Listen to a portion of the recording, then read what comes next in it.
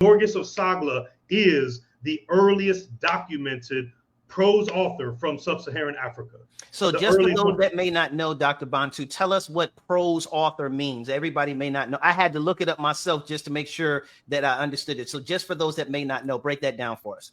Yeah, so prose just means like you're writing philosophical, theological, or it could even be novel, but it's like full content. It's distinct from, say, for example, if someone wrote like a receipt or the proceedings of a meeting or even music. And I had to distinguish him because there is an Ethiopian attested author from earlier than Giyorgis, because some people say, wait, he's from the 1400s. How can it be that late? But the reality is, again, the other African authors, like in North Africa, they were much earlier, but we don't have names. Now, Nubia was producing written text, but nobody put a name to it. There were other authors. Now, the one that preceded Giyorgis was Yared. He's another person we need to know about. Yared was a saint who was also a composer of hymns in Ethiopia, and he goes back to the 6th century.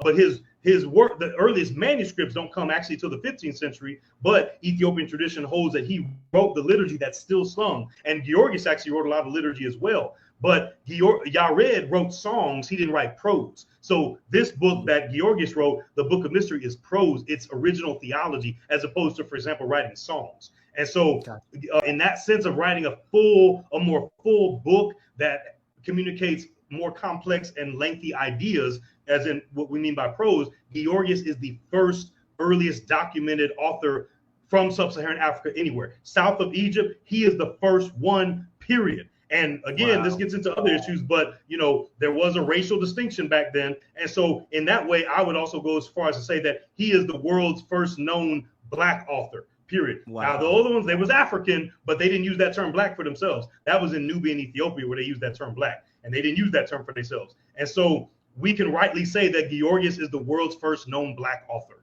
in human history. And so that, again, that has ramifications, not just for Christians, not just for people of African descent, but that's world history, y'all. That is world civilization that he needs to be known about, and he needs to be written about.